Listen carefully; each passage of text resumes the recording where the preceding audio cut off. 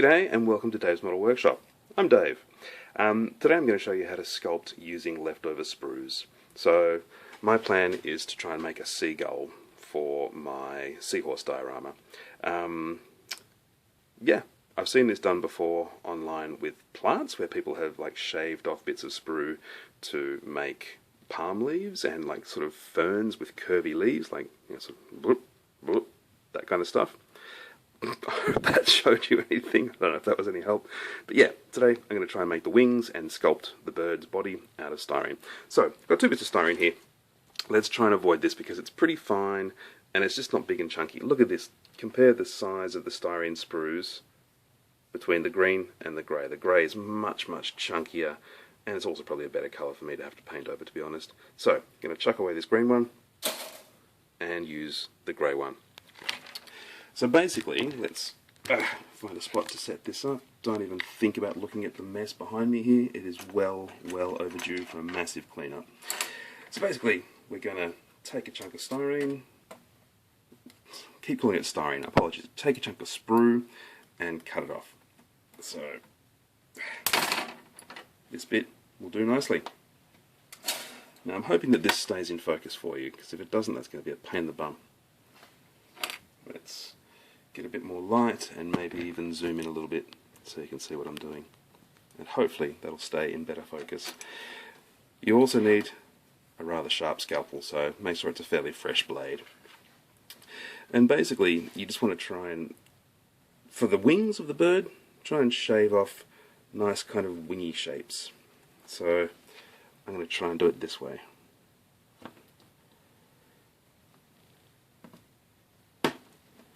That one's shot away, but that's kind of what you're wanting. So I'm going to try and unstretch that a little bit, and that to me is a relatively workable flapping wing for a seabird. Now I just need to try and get 2 that are fairly the same. Obviously take care when you're cutting with a very sharp scalpel on sprue. I don't think this one's going to be any good. No, that one's stuffed. So there's a bit of trial and error involved, obviously. And I guess that one looks promising. So it comes off pretty heavily curled. Just use your fingers to uncurl it a little bit. And I reckon I'm going to keep going with a few more, see what I can get.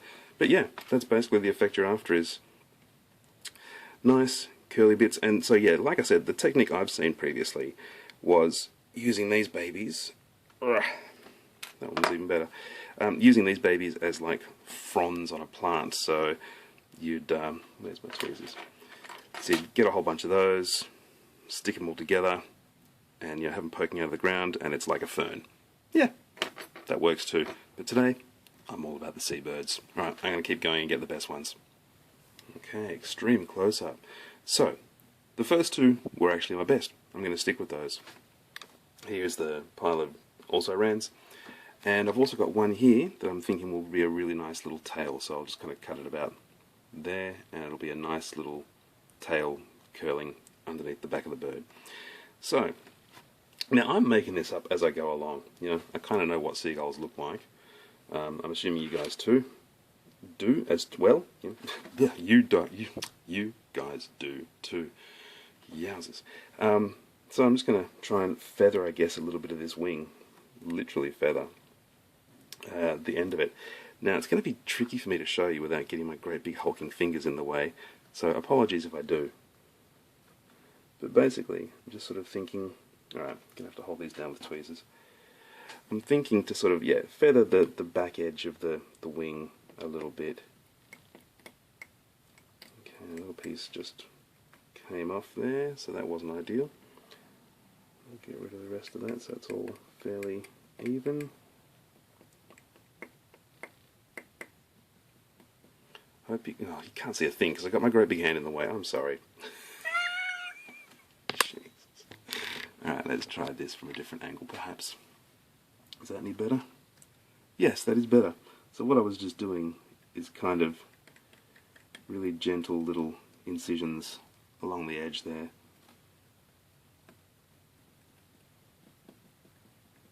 And don't worry too much if stuff peels off.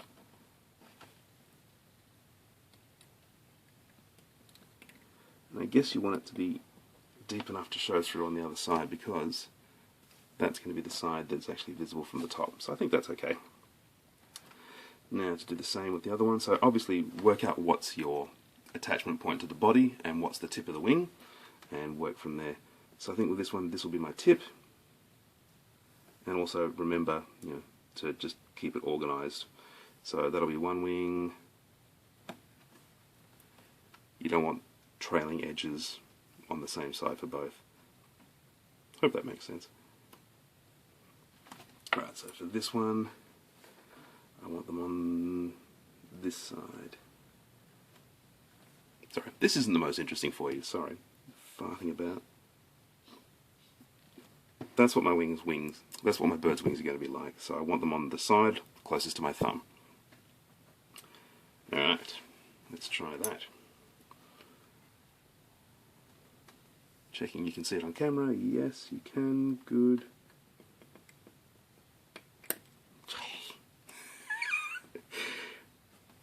Obviously it's not precise, and also having a camera here doesn't help any. If I wasn't talking and chatting and trying to make sure it's on camera at the same time, I'd be probably a little bit more right in on top of it rather than trying to do it from the side.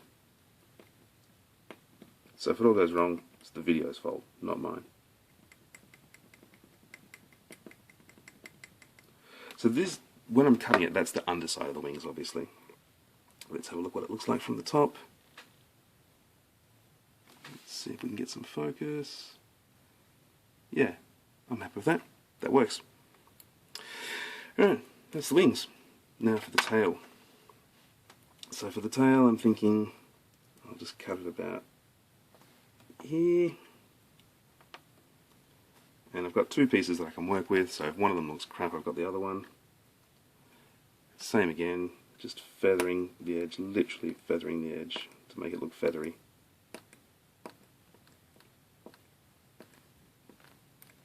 Yeah, cool. Alright, those are the wings and the tail sorted. Now it's time to sculpt the body. I'm thinking, I'm going to reset the camera in a second, but I'm thinking this will be my body. So we've got a kind of an L shape here, so I'm going to make this the head and this the body. Although I wanted the bird flying, so the head's kind of forward. So no, if it was perched, I'd make it like this. So if you had a bird perched, if you can imagine, big body, little head poking up, but I want a bird that's flying, so I'm actually going to use just a normal straight piece. I'm going to cut off this bit that I've butchered, use a piece about 2.5 centimeters long, and sculpt away. Now I'm not the greatest sculptor in the world, so we'll see how dodgy this looks, but let's give it a crack. Okay, so I'm going to keep it on the sprue because it gives me something to hold on to. If I cut it off there, really tricky. I hope this works for me. I haven't done this before, so yeah, fingers crossed.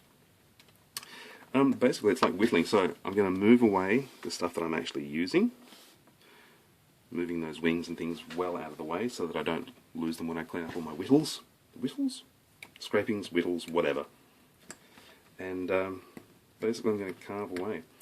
I'm not going to video the entire carving process because, one, I don't know what I'm doing, and two, that would be boring as hell for you guys.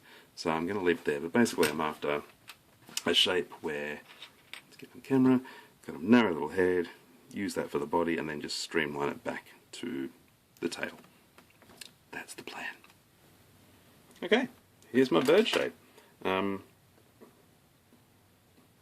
That's the top of the head closest to camera, tail in the tweezers, that's the sort of upper surface, that's the beneath surface. I mean, it's pretty close, but there it is sort of in profile. Flying bird. Obviously it's pretty rough still, there's a lot of sanding to be done to get it a bit smoother. There's all my shavings, so that took literally all of 4 or 5 minutes. Bird, wings, let's smooth out that bird a little bit, and maybe even try and scribe on a couple of feather lines and some eye holes, and then put it together. Easy peasy. Now do please excuse how grubby my fingers are, but here's my bird. Let's get some focus. Yeah, well, you can do it. Ah, jeez. Alright. I'm getting focus now. Ah, man. This isn't going so well. Alright, here's my bird. So, just using the scalpel, I've drilled two little eye holes either side of the head. And it's literally put the scalpel in, rotate, rotate, rotate, like this. Just like that. I quite like some of these little lumps and bumps. So I've sanded it, but I quite like some of these little lumps and bumps from the sculpting. I think that adds a little bit of organicness to it. Like if you were really hardcore, you could sculpt in a beak line. Look, let's do that now. I hope you can see this. Nope. Gonna have to move the camera again. Let's see if that's any better. Can you see it? Nope. I'm going to be filming towards myself. That's not going to work. Best video ever, Dave. Oh man. Okay, you'll finally be able to see this. So,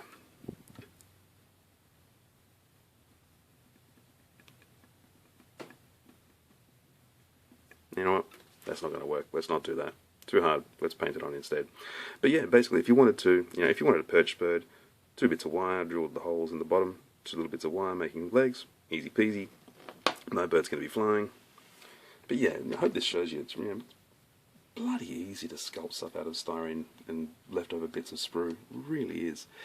So, here, sloppy glue is actually going to be my friend for once.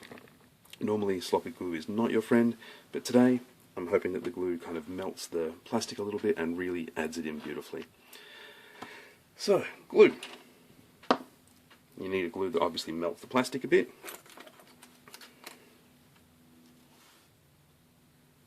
Now, where's my other wing gone? I knew this would happen. Alright, excuse me while I find my other wing. It was stuck to my other hand. Professional. Oh man, look, again, I hope that this shows you it's easy to make your own stuff, because if a monkey like me can do it, then anyone can do it. Alright, so my plan here is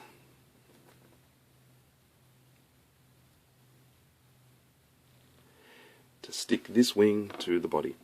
So fair gloop of glue on the end of the wing, because we want it to melt and get a bit more organically seamless with the body. And it might be a matter of doing them one at a time here. I'm not sure until I actually try and do it.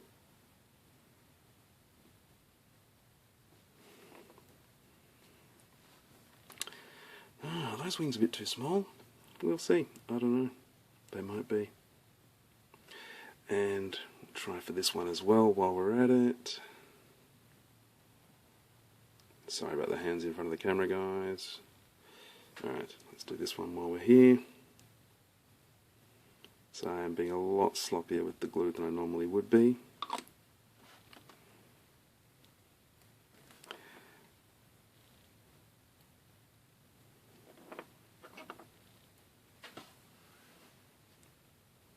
Alright, I don't even know if it needs the tail. Yeah, let's do it. We've got it. It's here.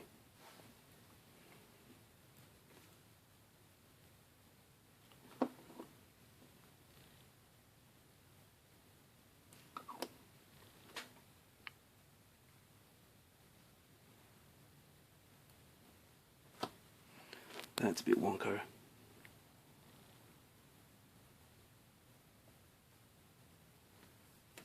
Alright. Here's my bird. Now, I mean, look, it's not the most perfect bird in the world, but just remember, that's my finger for scale. So it's, it's meant to look like a seagull or something. It's not a tiny little sparrow, but, scale is your friend here, I think. One of those wings is getting a bit wonky. So I'm glad I caught that before I walked away and let it all dry.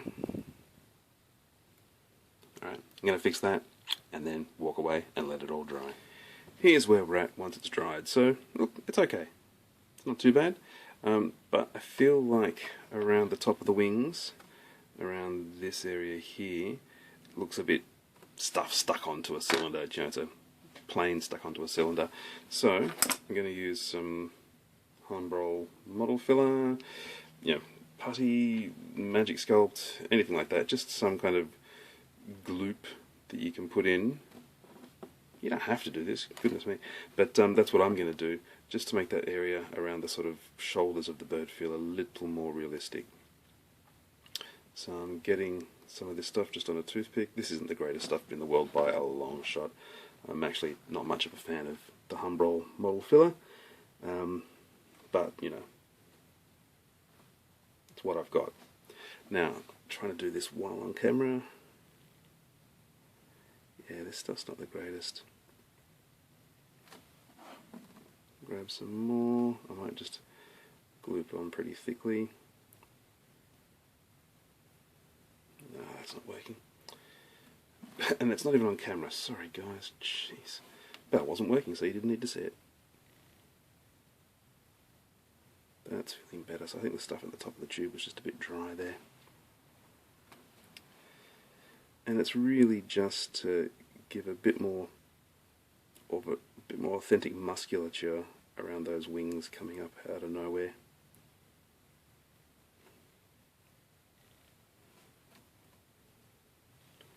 I think that feels a little more realistic. Let's get some focus. Yeah, I think that feels a little more realistic than just wings appearing out of nowhere. So I'm just going to try and gradient that back onto the spine and maybe even make the tail feel a bit less stuck on, and I'll come back to you.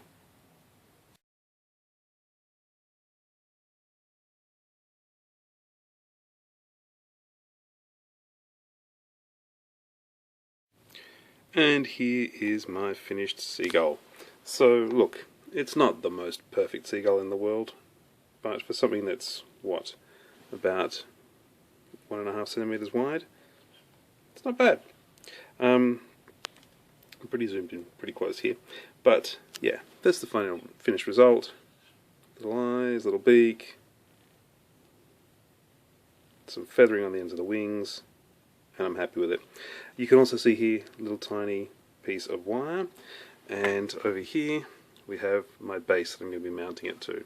So basically the plan here is take a drill a little hole, stick the wire poking straight up out of the water, and then mount the wire to the wing. So I think I'm going to plonk it in underneath here. Let's try and get focus. Wobbly camera. Oh my goodness. Yeah. Try and have it on the tip there and disguise it with a bit of black paint. So I'm going to do that now. It's pretty tricky to show you guys, but it is what it is. I'm just going to drill a hole and stick it on there with some super glue. I'll show you the end result. There's the very tiny wire poking out of the surface of the water. You can just barely see it there, which I guess is a good thing. And now I'm going to stick my seagull to it. Here is the finished result. So there's my seagull hovering over the whitecaps on my model. There's my fingertip to give a sense of scale, so it's pretty tiny. But let's get some focus. I'm happy with that. So it gives a sense of energy. It fills up a bit of dead space that otherwise, doesn't look very interesting, and I think it gives it a little tiny natural touch. So yeah, I'm very, very happy. And it just goes to show what you can do with a bit of leftover sprue. It was easy peasy. Yeah, I hope this has been helpful to you. I've certainly enjoyed making it. It's a challenge to do it. I've got one other seagull, which I'll show you now. So this is a commercially made sculpted seagull, well, sculpted bird anyway. I'm just going to put the camera down and actually get focus. So this is a commercially sculpted bird, and it's fine. Is it crazy better than mine? Maybe the wings are a little bit better, the sculpting of the feathers, but overall I'm pretty happy. And it just goes to show what you can do. So look, I hope this has been helpful to you. It's a pretty niche little subject, guys, but I'm sure not every one of you is out there wanting to build a little bird. But it goes to show exactly what you can do with just shaving some bits off of sprue and a tiny bit of imagination and a tiny bit of I can do that myself rather than having to buy it. So this has been Dave from Dave's Model Workshop. There's my dead one. There's my flying one. And yeah, please, just try it yourself and see how you go, because really, all you got to do is imagine it. Otherwise, you'll always have to buy stuff. I'm happy with that guy. Alright. It's tiny, isn't it? It's really small. Okay guys, I hope this has been helpful.